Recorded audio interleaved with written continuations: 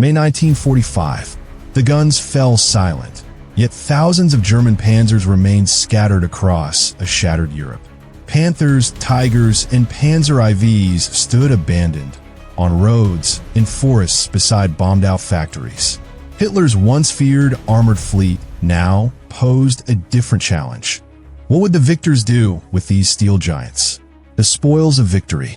When Germany's surrender came on May 8, 1945, its armored forces were mere shadows of their former glory. Months of relentless fuel shortages, devastating factory bombardments, and desperate retreats had left hundreds of vehicles strewn across the dying Reich.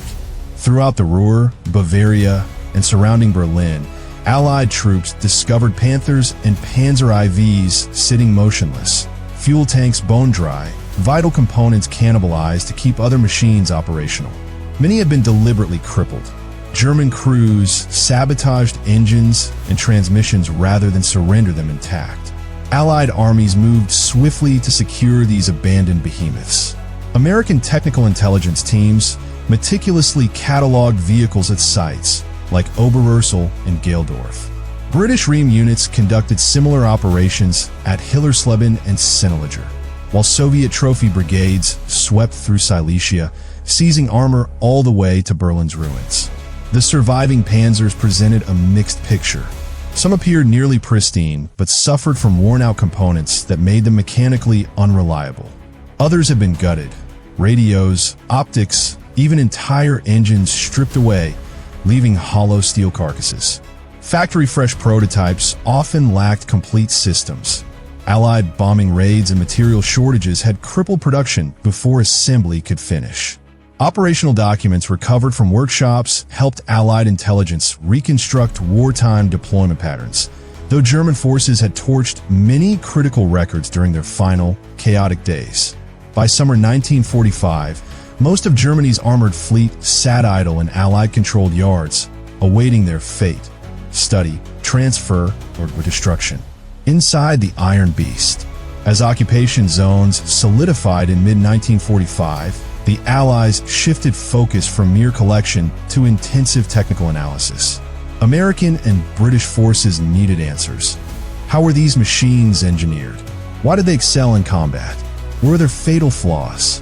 This meant shipping select vehicles overseas or conducting rigorous tests at European proving grounds. For the Americans, Aberdeen Proving Ground in Maryland became the epicenter. Starting in late 1945, the U.S. Army transported Panthers, Tiger II, Jag Panthers, and various assault guns across the Atlantic. Engineers subjected them to brutal gunnery trials, mechanical stress tests, and armor penetration studies. The results revealed a stark pattern: exceptional firepower and superior optics paired with catastrophic failures in final drives and gearboxes. British engineers pursued parallel investigations, though most testing remained in Germany. They compared the Panthers' revolutionary sloped armor and potent long-barrel gun against their own Sherman and Churchill designs. German optics proved remarkably advanced. Yet maintenance crews documented a harsh reality. These vehicles were nightmares to service under combat conditions. While British evaluations shaped early Cold War thinking, they never directly influenced domestic tank production. The Soviets took a different approach. Trophy brigades amassed substantial numbers of Panzer IVs, Panthers, and Stu-GS, primarily for training purposes. Their tests confirmed battlefield observations: formidable frontal armor and devastating high-velocity guns, but mechanical systems that deteriorated rapidly under punishing conditions. By the early 1950s, most captured German tanks in Soviet possession had been scrapped when spare parts became unavailable. The most revealing discoveries emerged from former research facilities. At Kummersdorf and Hillersleben, Allied teams uncovered incomplete hulls and experimental prototypes, including components from the monstrous Mouse program and elements of the Plan D series. Hassenbeck's workshops contained damaged Jag Tigers, Panthers awaiting repairs, and crates overflowing with spare parts, testament to ambitious late-war engineering that never reached fruition. Early occupation directives mandated that all German armored vehicles be reported, secured, and kept from unauthorized use. This sparked debate among Allied planners. Preserve them for study, transfer them to other nations, or destroy them to prevent future German militarization. Each power pursued distinct objectives. Americans prioritized exhaustive testing. Soviets stockpiled massive inventories before deciding their fate. Britain, constrained by manpower and shipping capacity, evaluated fewer vehicles on site. Allied reports reached similar conclusions. German tanks married cutting-edge optics and devastating firepower with maintenance-intensive designs. These mixed findings influenced early Cold War development, spurring interest in sloped armor and improved optics while emphasizing the critical need for mechanical simplicity and battlefield reliability. The Great Melting. After testing concluded, the Allies still controlled thousands of tons of armored vehicles, spare parts, and unfinished prototypes. Between 1946 and 1948, the Allied Control Council issued directives mandating systematic destruction of German military equipment. Tanks, armored hulls, and vehicle components were classified as prohibited materials. They could never remain in German possession or fuel future rearmament. Across the former Reich, widespread demilitarization commenced. Industrial centers in the Ruhr, Saxony, and Thuringia became destruction hubs.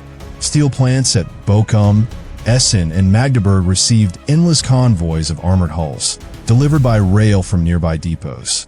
Workers wielding cutting torches and heavy machinery sliced Panthers, Panzer IVs, and Stug S into manageable pieces. Germany's desperate post-war steel shortage made this recycling effort crucial for reconstruction. Recovered metal flowed directly into rebuilding bridges, factories, and desperately needed housing. By late 1947, hundreds of armored vehicles had been melted down, their wartime existence erased. Not every tank reached the foundries. In rural areas, Allied engineers repurposed abandoned German armor for environmental and engineering projects.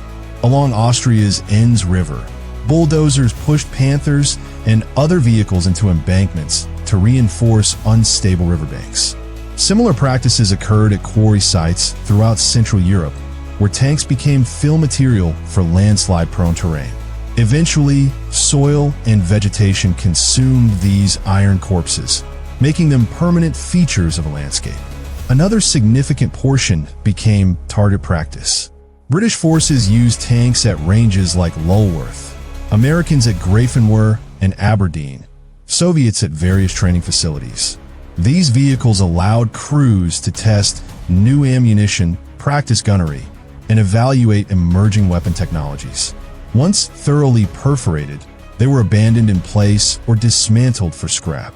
Clearance operations continued in battle-scarred regions where vehicles had been abandoned during the war's final months.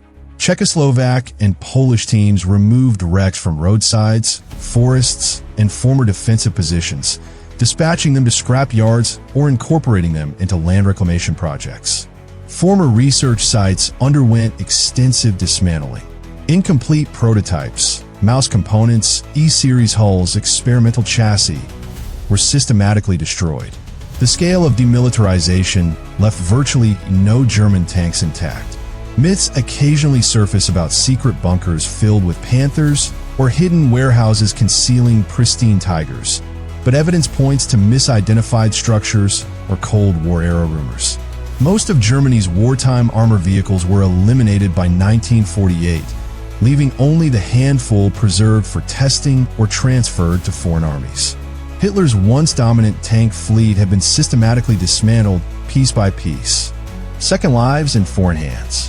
While most German tanks met their end through destruction or recycling, a smaller, yet significant number found unexpected second lives in foreign armies rebuilding after the war. These vehicles filled critical gaps for nations lacking modern armor or requiring equipment immediately. Their post-war service created surprising legacies, extending German design's operational lives into the 1950s and occasionally the 1960s. France became among the earliest and most prolific users.